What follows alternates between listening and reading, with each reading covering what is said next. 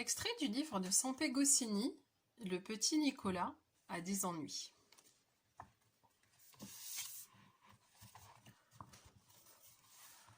Leçon de choses.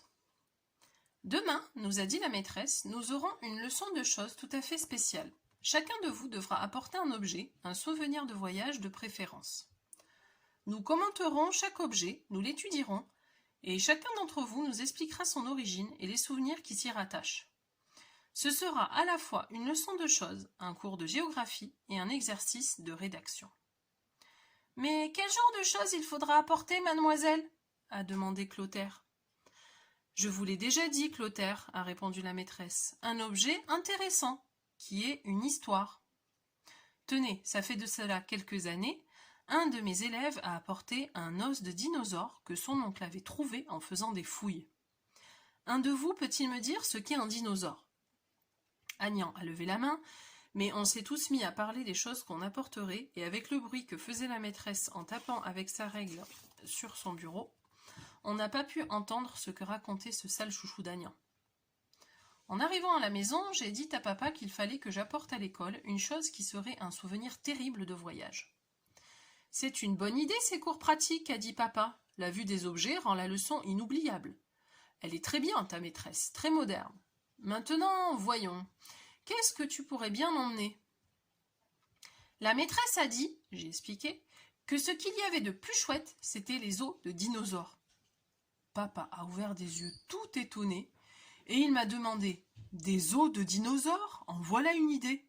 Et d'où est-ce que tu veux que je sorte des os de dinosaures ?» Non, Nicolas, je crains fort qu'il ne faille nous contenter de quelque chose de plus simple. Alors moi, j'ai dit à papa que je ne voulais pas apporter des choses simples et que je voulais apporter des choses qui épateraient drôlement les copains, et papa m'a répondu qu'il n'avait pas de choses pour épater les copains. Alors moi, j'ai dit que puisque c'était comme ça, c'était pas la peine d'apporter des choses qui n'épateraient personne et que j'aimais mieux ne pas aller à l'école demain, et papa m'a répondu qu'il commençait à en avoir assez et qu'il avait bien envie de me priver de dessert et que ma maîtresse avait vraiment des drôles d'idées, et moi, j'ai donné un coup de pied dans le fauteuil du salon.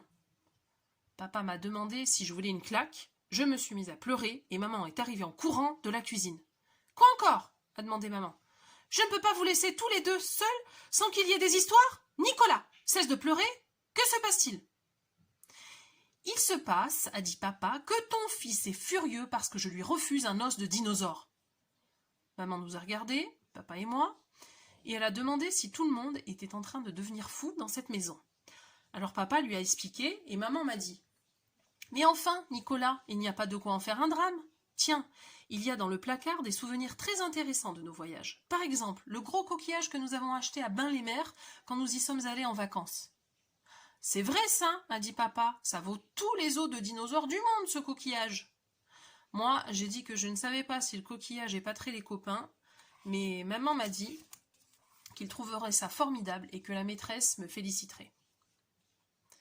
Papa est allé chercher le coquillage, qui est très gros, avec souvenir de Bain-les-Mers, écrit dessus, et papa m'a dit que je pourrais épater tout le monde en racontant nos vacances à Bain-les-Mers, notre excursion à l'île des Embruns, et même le prix qu'on payait à la pension.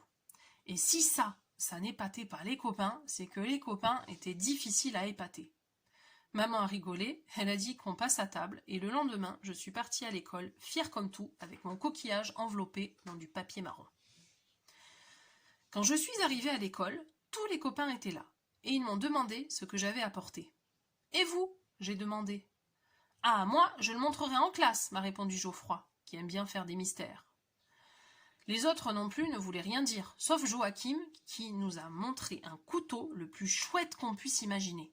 « C'est un coupe-papier », nous a expliqué Joachim, que mon oncle Abdon a rapporté de Tolède en cadeau pour mon père. C'est en Espagne. Et le bouillon, c'est notre surveillant, mais ce n'est pas son vrai nom, a vu Joachim et il lui a confisqué le coupe-papier en disant qu'il avait déjà interdit 1000 fois qu'on amène des objets dangereux à l'école. « Mais monsieur !» a crié Joachim, « c'est la maîtresse qui m'a dit de l'apporter. »« Ah !» a dit le bouillon, « c'est la maîtresse qui vous a demandé d'apporter cette arme en classe. » « Parfait. Alors non seulement je confisque cet objet, mais vous allez me conjuguer le verbe. Je ne dois pas mentir à monsieur le surveillant. Quand celui-ci me pose une question au sujet d'un objet particulièrement dangereux que j'ai introduit clandestinement dans l'école. Inutile de crier, et vous autres, taisez-vous, si vous ne voulez pas que je vous punisse aussi. » Et le bouillon est allé sonner la cloche. Nous nous sommes mis en rang, et quand nous sommes entrés en classe, Joachim pleurait toujours. « Ça commence bien, » a dit la maîtresse.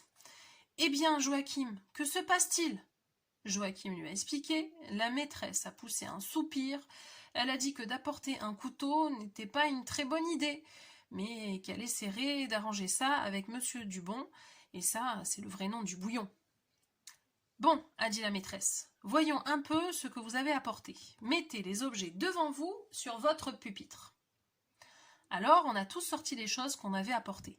Alceste avait amené un menu d'un restaurant où il avait très bien mangé avec ses parents en Bretagne. Eudes avait une carte postale de la Côte d'Azur. Agnan, un livre de géographie que ses parents lui avaient acheté en Normandie.